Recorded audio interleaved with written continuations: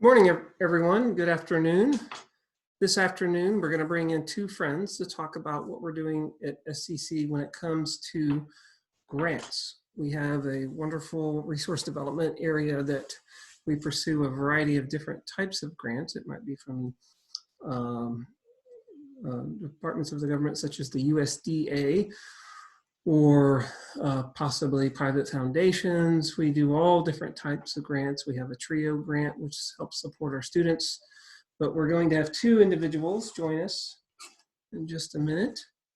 The first is Rachel McLeod. She is our Administrative Director of Resource Development. And then we're going to have Audra Poliski, who is our Resource Development Specialist. So they should be joining us. I just sent them an invite and they should be coming in soon. Let's see. This is an area that is very important to the college. We started a sort of a new capital advancement function about 2 years ago. And let's see, I think we have some folks joining us. Looks like it's Audra. Good afternoon, Audra. How are you? I'm doing well. Thank you. How are you? Well, I'm doing wonderful. I just sent the email and I think Rachel should be joining us very shortly. But if you'd like to go ahead and talk to us about what do we do at SCC when it comes to resource development and what are some of the projects you're working on and anything else grant related that you'd like to talk about, that would be fantastic. Wow. Okay. I texted Rachel and let her know to get on. So, good. Well, it was an adjustment to work at home and find my quiet space. I have a makeshift standing desk, which looks really funny, but it's working out really well. And also I have kind of two computers going so I can sit and stand and feel comfortable. So there were definitely adjustments to be made, but I think I'm comfortable and ready to go. Fantastic. So yeah. This has been a little bit of a challenge for all of us, including our grants folks. Yeah. Rachel is joining us. How are you doing, Rachel? I'm doing well. How are you? Fantastic. I wonder if I did this correctly when I introduced you before I brought you both of you in. I pronounced Audra, your last name is Politska. That's very close. What is it exactly? It's Podliska. Poliska. Well, isn't that what I said? Didn't say it quite right. Mostly, yeah. Okay. Rachel's is a lot easier. Rachel McLeod. Yes. That was easy. All right. So Rachel, Audra started to talk about how she's adjusting her, in her new virtual environment. And if you want to continue a little bit there, you guys just jump in and talk. This is wide open. We want everyone to know what's going on when it comes to grants. What are some of the, and how are you adjusting to this virtual environment? What are some of the important grants we're working on right now? Maybe talk about some of our larger grants that we have in place, like TRIO, or whatever you want to chat about. This is your time. Wow. Okay, so are we live? We are live. Well, we're not live, but we're being recorded. We're recorded live. This is an informal, so you guys just relax, have fun. It'll be good. Great. By the way, I really like your new backdrop. Thank you. Pretty swanky. Yeah, I'm actually on a green screen that was self-made. So I'm in my daughter's office. She's in med school, not office, but her room, and she loves green, so I painted one wall green. So.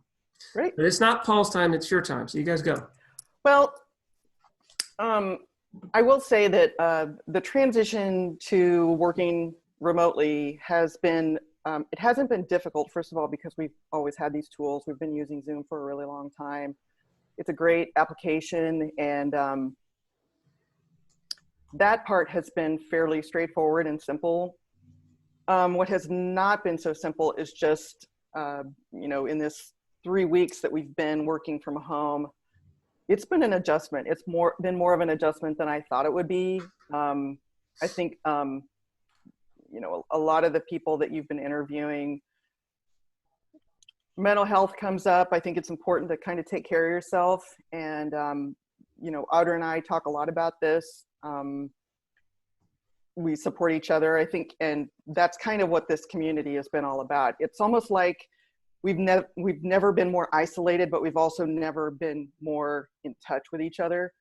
And so I feel like, I really feel like the SCC community has really stepped up and really everyone's doing their part to try to keep people connected and keep them supported. And that's a part that I really appreciate about going through this process. It's tough for everybody. So I think recognizing that is,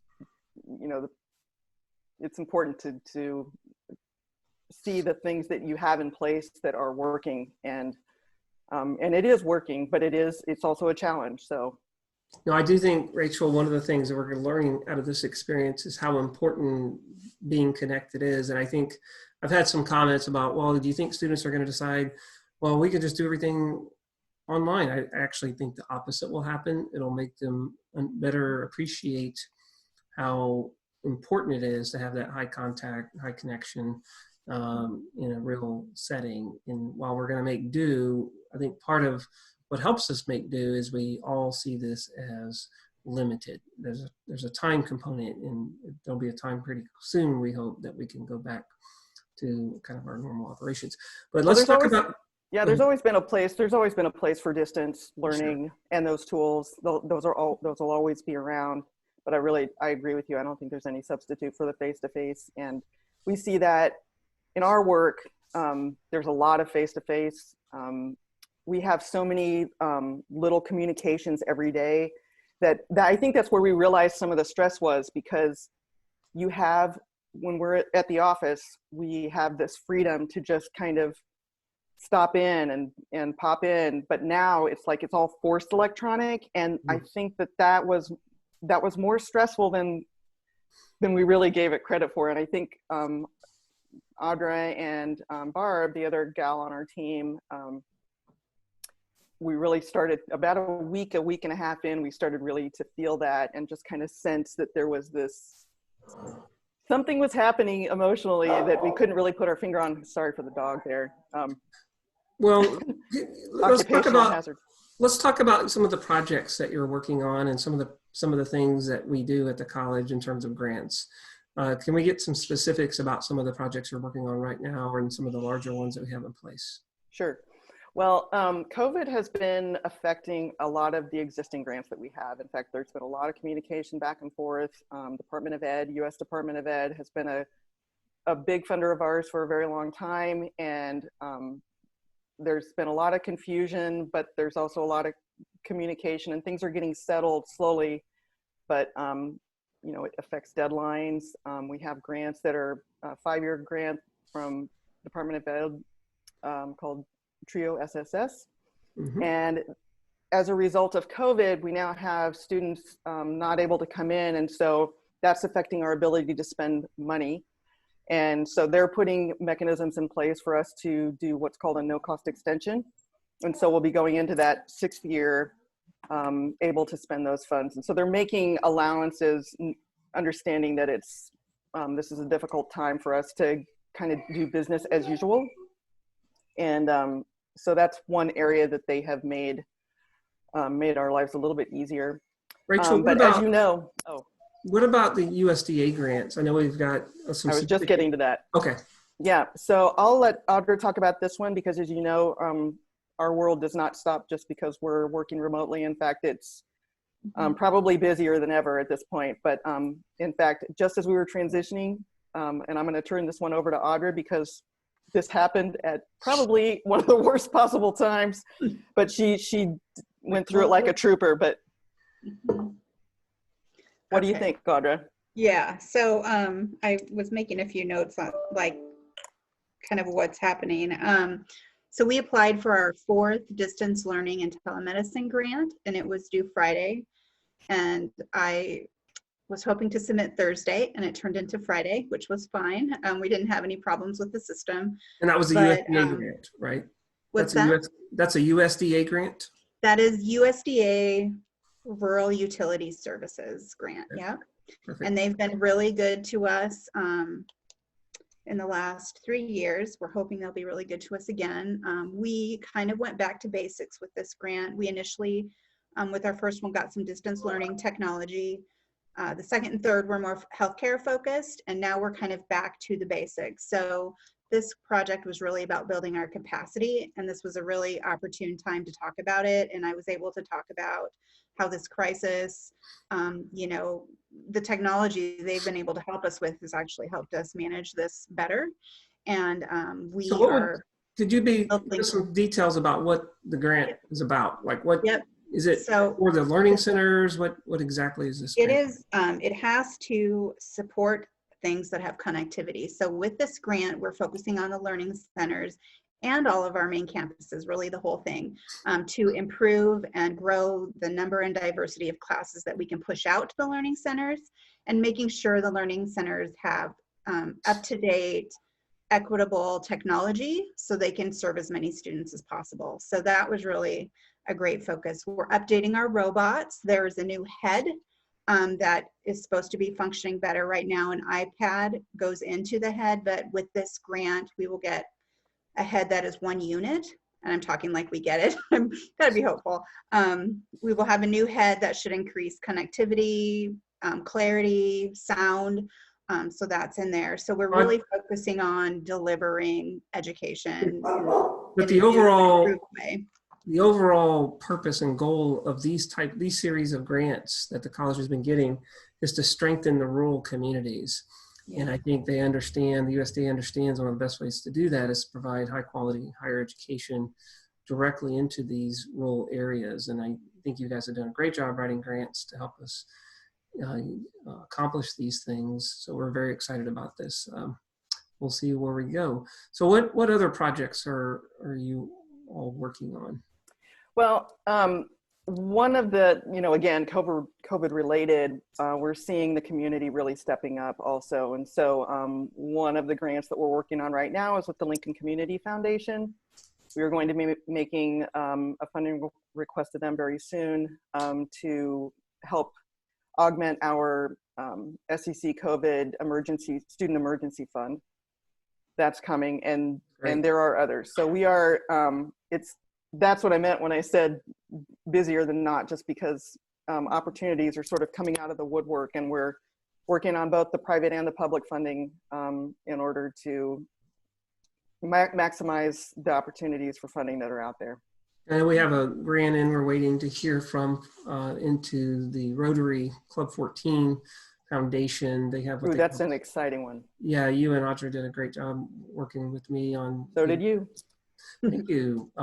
Getting that together. We're very excited about that. We don't know if there's going to be a little bit of a delay, but both of you do the grant writing, correct? Yes, we do. You just kind of work together, and you work closely with Rick Blesson, who on some projects where he comes to you for help often. And I was mentioning when I first started this video that that's a new function for us, that particular type of capital advancement.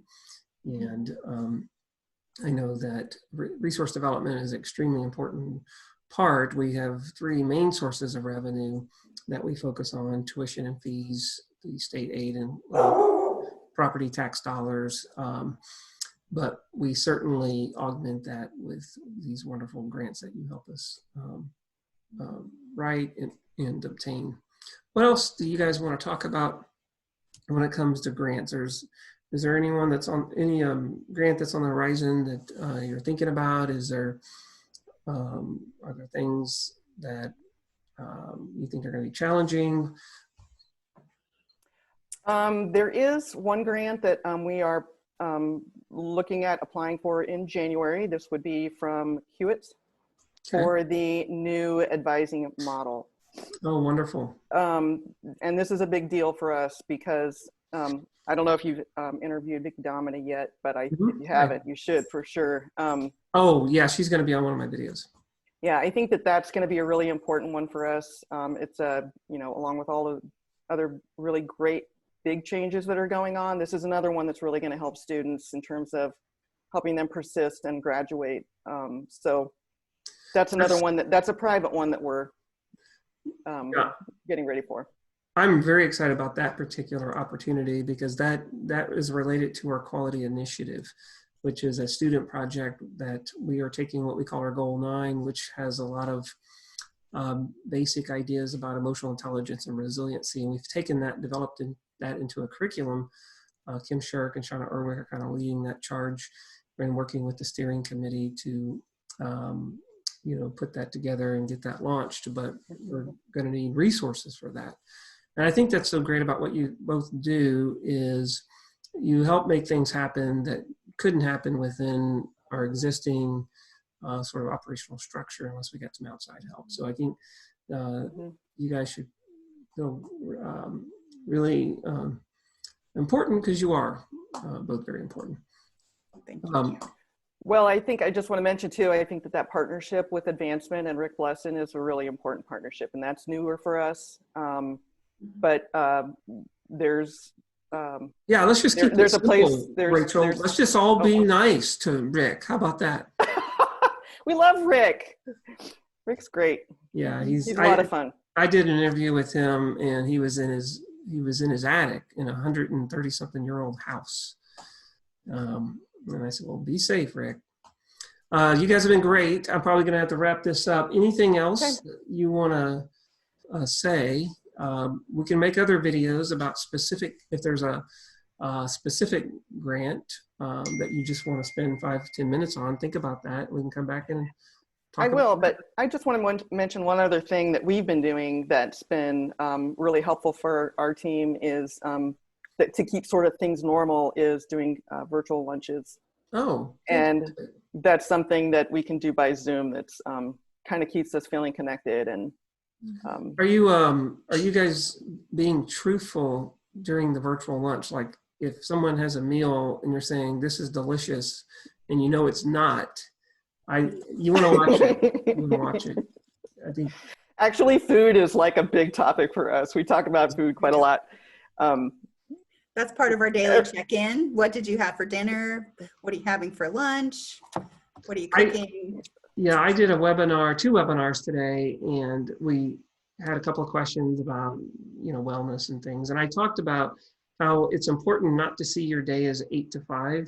There are a few exceptions where maybe someone has to be there, switchboard or whatever, in a time frame. But for most of us, especially those that have complexities, children and people their loved ones are taken care of, it's not really possible to see it that way, and it's not healthy. Dogs, yeah, and dogs. Yeah. But this idea that complexities.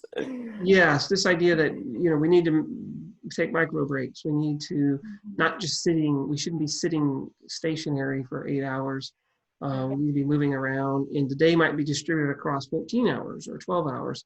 And maybe if you have working with your child's homework, maybe you do that for an hour and a half, and you go and you work for 2 hours, and then a back and forth. So it's important to be patient with ourselves and talk about lunches and have virtual lunches, and that's great. Well, I'm going to wrap this up. You guys have been fantastic. Say bye to the college, everyone. Bye. All right, Take see care. you. Thank you, wonderful grant people. Okay. Thanks. Bye.